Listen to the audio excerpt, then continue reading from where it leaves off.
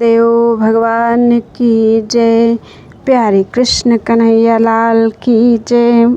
श्री वेदांत दर्शन अध्याय 2 चल रहा है और दूसरा पाद चल रहा है।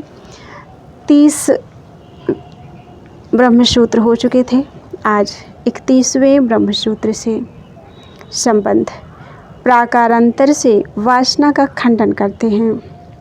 क्षणिकत्वाच्च, क्षणिकत्वात् मीन्स बौद्ध मत के अनुसार वासना की आधारभूता बुद्धि भी क्षणिक है। इसलिए चा मीन्स भी वासना की सत्ता सिद्ध नहीं होती। व्याख्या, वासना की आधारभूता जो बुद्धि है उसे भी विज्ञानवादी क्षणिक मानते हैं। इसलिए वासना के आधार की स्थिर सत्ता न होने के कारण निराधार वासना का अस्तित्व सिद्ध नहीं हो सकता। इसलिए भी बौद्ध मत भ्रांतिपूर्ण है। संबंध। अब सूत्रकार बौद्ध मत में सब प्रकार की अनुपपत्ति होने के कारण उनकी अनुपयोगिता सूचित करते हुए इस प्रकरण का उपसंहार करते हैं। सर्वथानुपपत्तेश्च 32वां ब्रह्मसूत्र। विचार करने पर बौद्ध मत में सर्वथा सब प्रकार से अनुपपत्ते ही मीन्स अनुपपत्ति असंगति दिखाई देती है। इसलिए चा मीन्स भी बौद्ध मत उपादेय नहीं है। व्याख्या, बौद्ध मत की मान्यताओं पर जितना ही विचार किया जाता है उतना ही उनकी प्रत्येक बात युक्ति विरुद्ध जान पड़ती है। बौद्धों की प्रत्येक मान्यता का युक्तियों से खंडन हो जाता है, अतः वह कदापि उपादेय नहीं है। यहाँ सूत्रकार ने प्रसंग का उपसंहार करते हुए माध्यमिक बौद्धों के सर्वशून्यवाद का भी खंडन कर दिया है। यह बात इसी के अंतर्गत समझ लेनी चाहिए। तात्पर्य यह है कि क्षणिकवाद और विज्ञानवाद का जिन युक्तियों से खंडन किया गया है उन्हीं के द्वारा सर्वशून्यवाद का भी खंडन हो गया, ऐसा मानना चाहिए। संबंध। यहाँ तक बौद्ध मत का निराकरण करके अब जैन मत का खंडन करने के लिए नया प्रकरण आरंभ करते हैं। जैनी लोग सप्तभंगी न्याय के अनुसार एक ही पदार्थ की सत्ता और असत्ता दोनों स्वीकार करते हैं। उनकी इस मान्यता का निराकरण करने के लिए सूत्रकार कहते हैं नैकस्मिन् न संभवात्। 33वां ब्रह्मसूत्र। एकस्मिन् मीन्स एक सत्य पदार्थ में, न मीन्स परस्पर विरुद्ध अनेक धर्म नहीं रह सकते। असंभवात् मीन्स क्योंकि यह असंभव है। व्याख्या, जैनी लोग 7 पदार्थ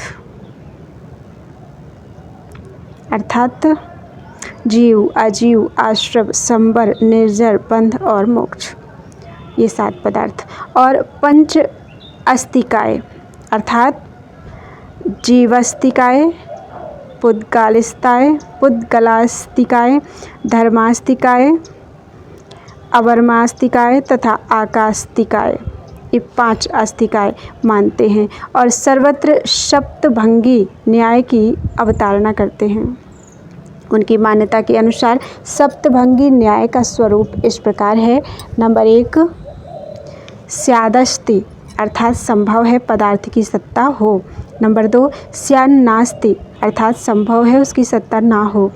नंबर 3, स्यादस्ति च नास्ति च अर्थात हो सकता है कि पदार्थ की सत्ता हो भी और ना भी हो। नंबर 4, स्याद वक्तव्यः अर्थात संभव है वह कहने या वर्णन करने योग्य ना हो। 5वां, स्यादस्ति च वक्तव्यश्च अर्थात संभव है उसकी सत्ता हो पर वह वर्णन करने योग्य ना हो। 6वां, स्यान्नास्ति च वक्तव्यश्च अर्थात संभव है उसकी सत्ता भी ना हो और वह वर्णन करने योग्य भी ना हो। तथा 7वां, स्यादस्ति च नास्ति च वक्तव्यश्च अर्थात संभव है उसकी सत्ता हो ना भी हो और वह वर्णन करने के योग्य भी ना हो। इस तरह वे प्रत्येक पदार्थ के विषय में विकल्प रखते हैं। सूत्रकार ने इस सूत्र के द्वारा इसी का निराकरण किया है। उनका कहना है कि जो एक सत्य पदार्थ है उसके प्रकार भेद तो हो सकते हैं परंतु उसमें विरोधी धर्म नहीं हो सकते। जो वस्तु है उसका अभाव नहीं हो सकता, जो नहीं है उसकी विद्यमानता नहीं हो सकती। जो नित्य पदार्थ है वह नित्य ही है, अनित्य नहीं है। जो अनित्य है वह अनित्य ही है, नित्य नहीं है। इसी प्रकार समझ लेना चाहिए। अतः जैनियों का प्रत्येक वस्तु को विरुद्ध धर्मों से युक्त मानना युक्ति संगत नहीं है। संबंध। जैनी लोग लोगों की दूसरी मान्यता यह है कि आत्मा का माप शरीर के बराबर है। उसमें दोष दिखाते हुए सूत्रकार कहते हैं 34वां ब्रह्म सूत्र, एवं चात्मा कार्त्स्यन्म एवं चा मीन्स इसी प्रकार आत्मा कार्त्स्यन्म, आत्मा को अपूर्ण अर्थात एक दिशीय अर्थात शरीर के बराबर माप वाला मानना भी युक्ति संगत नहीं है। व्याख्या, जिस प्रकार एक पदार्थ में विरुद्ध धर्मों को मानना युक्ति संगत नहीं है, उसी प्रकार आत्मा को एक देशीय अर्थात शरीर के बराबर माप वाला मानना भी युक्ति संगत नहीं है, क्योंकि किसी मनुष्य शरीर में रहने वाले आत्मा को यदि उसके कर्मवश कभी चींटी का शरीर प्राप्त हो तो वह उसमें कैसे समाएगा। इसी तरह यदि उसे हाथी का शरीर मिले तो उसका माप हाथी के बराबर कैसे हो जाएगा। इसके सिवा मनुष्य का शरीर भी जन्म के समय बहुत छोटा सा होता है, पीछे बहुत बड़ा हो जाता है, तो आत्मा का माप किस अवस्था के शरीर के बराबर मानोगे।